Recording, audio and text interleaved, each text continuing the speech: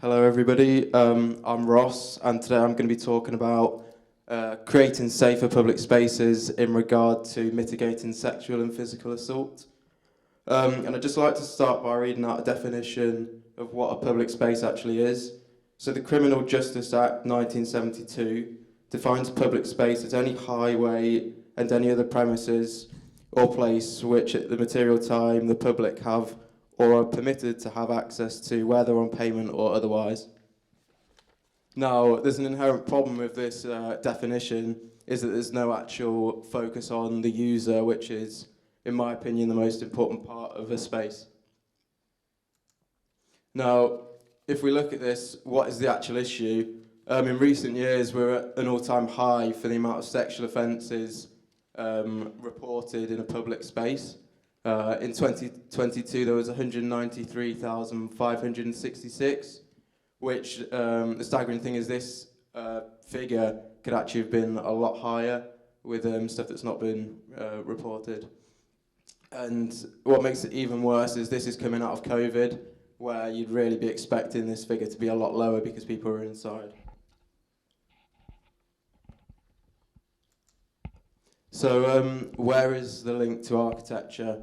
Well, when there's poor architecture like this example here, which is Edward Street in Lancaster, which people may know, it's in the Canal Quarter. It's very run down and not an appealing area at all, really.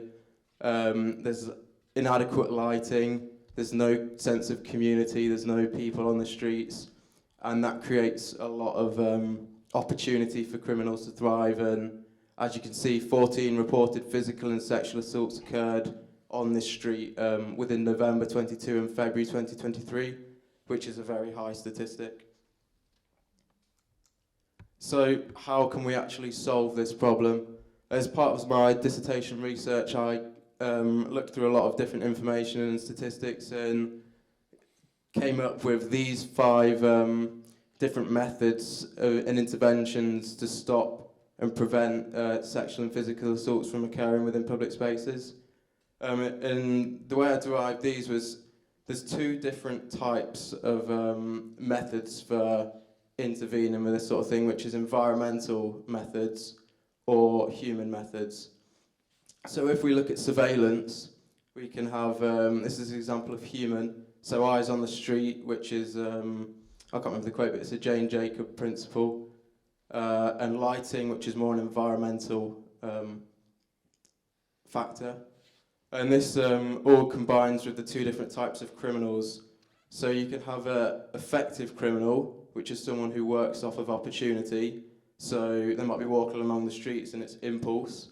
And then you have an influential criminal, which is someone who's more like, they almost do it as their job. So like, they pre-plan it, everything is planned.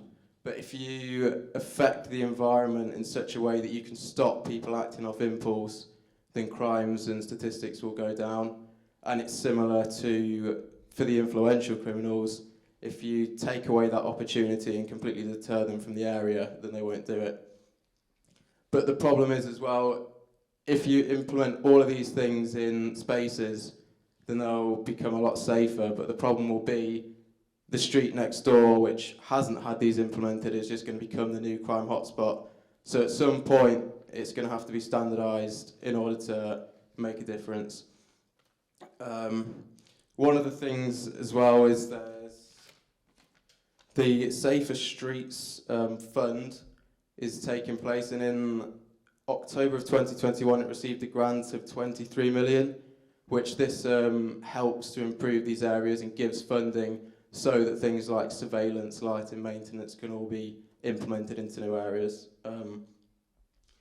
As well as this, because this is mainly focusing on public spaces, one of the problems that can happen, this is more to do with residential areas, is the figures that you'll see will be, wow, these implemented design decisions and stuff, they'll come into place, but what will happen is the figures and stuff for domestic abuse and what actually happens within the house aren't reported, so in reality it's not all sunshine and daisies, which is a little bit sad. A real world application, so as we can see, this is a case study for Newcastle City Centre, which happened quite a few years ago, but I still think it's very relevant. You can see some of the methods which they used, which was restoring building facades, which is maintenance, which helps to bring life to a place because it makes people want to go there.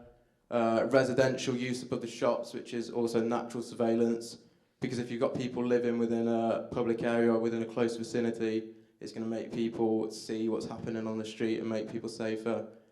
And then it's a lot of mainly lighting, maintenance and surveillance for this example. But as you can see, it was actually effective because crime declined 25% in the last 3 years of these methods being implemented.